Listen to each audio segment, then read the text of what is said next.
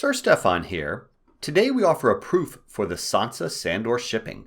We'll take a look at the tourney at Ashford Meadow and the subsequent Trial of Seven. We'll go over how the tourney is likely a pantomime for Sansa Stark's suitors, and how the eventual winner at Ashford is strongly linked to Sandor Clegane.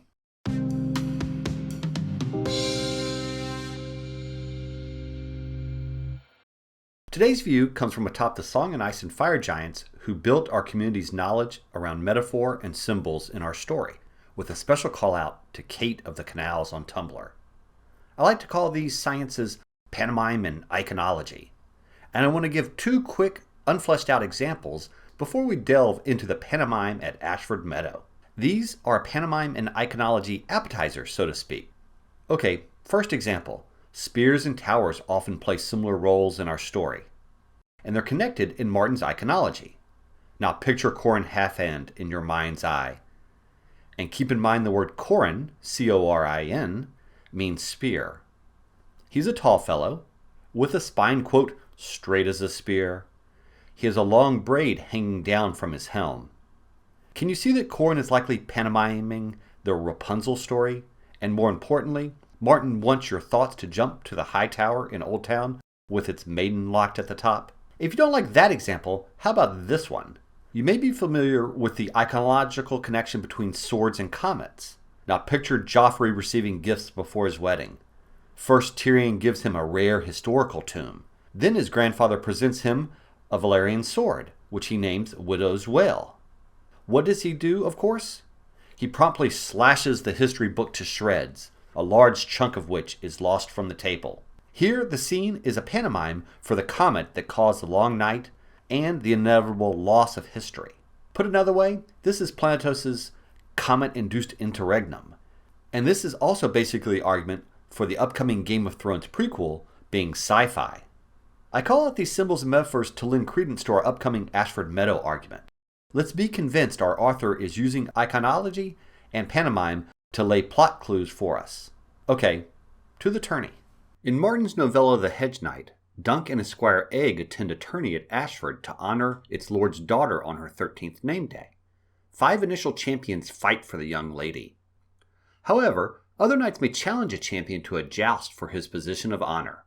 On what turns out to be the final day of the joust, the following 5 knights hold the champion titles: Lionel Baratheon, Leo Tyrell, Tybalt Lannister, Humphrey Hardying, and Valar Targaryen. Look at the family names of these final champions. 4 of the 5 directly pantomime Sansa's suitors. Sansa is betrothed to Joffrey Baratheon. There is a scheme to marry Sansa to Willis Tyrell. Sansa marries Tyrion Lannister, and Sansa is now chasing Harry Hardying. Baratheon, Tyrell, Lannister, it could be a coincidence, right? But the inclusion of a Hardying is certainly suspicious. So what is the takeaway? Sansa's next suitor will be a Targaryen, and this likely means Aegon, aka Young Griff.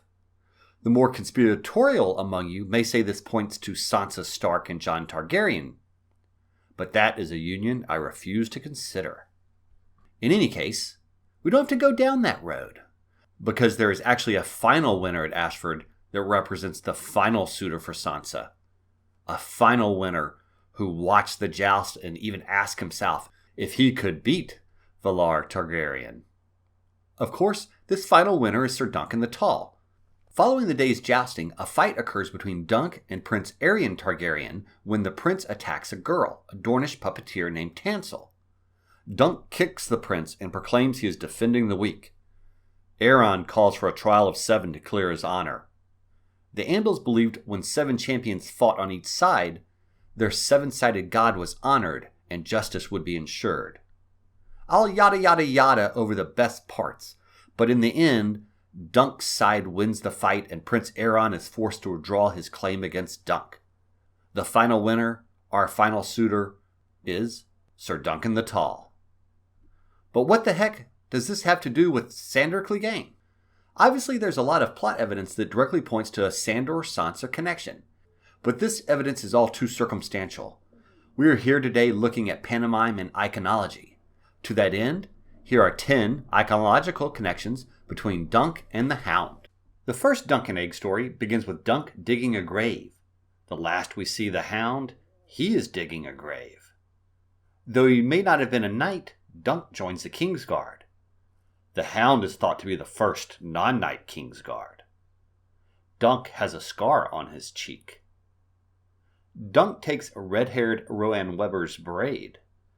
The Hound takes Sansa's song.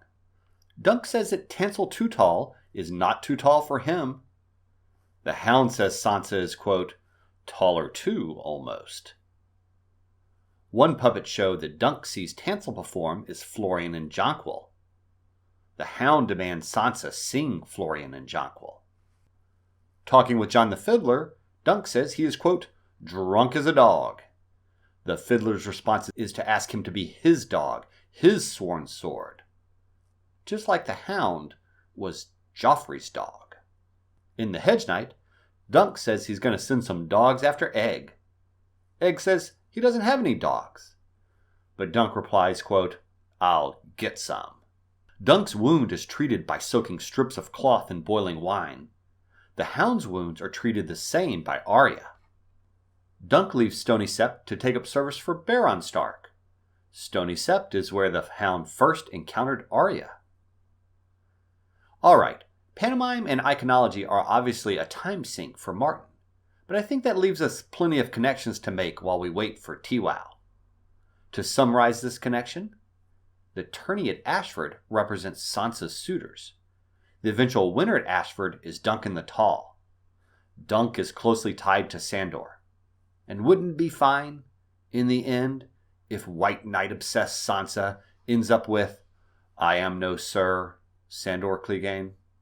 Okay, quick bonus. Take a look at Humphrey Hardyng's death in the Trial of Seven, and also Valar Targaryen's death to the spring sickness. One wonders if they might just pantomime Harry and Aegon's eventual fates. Thumbs up for Tansel Too Tall. From the Shoulders of Giants for Septa Shaena Productions, Sir Steffon out.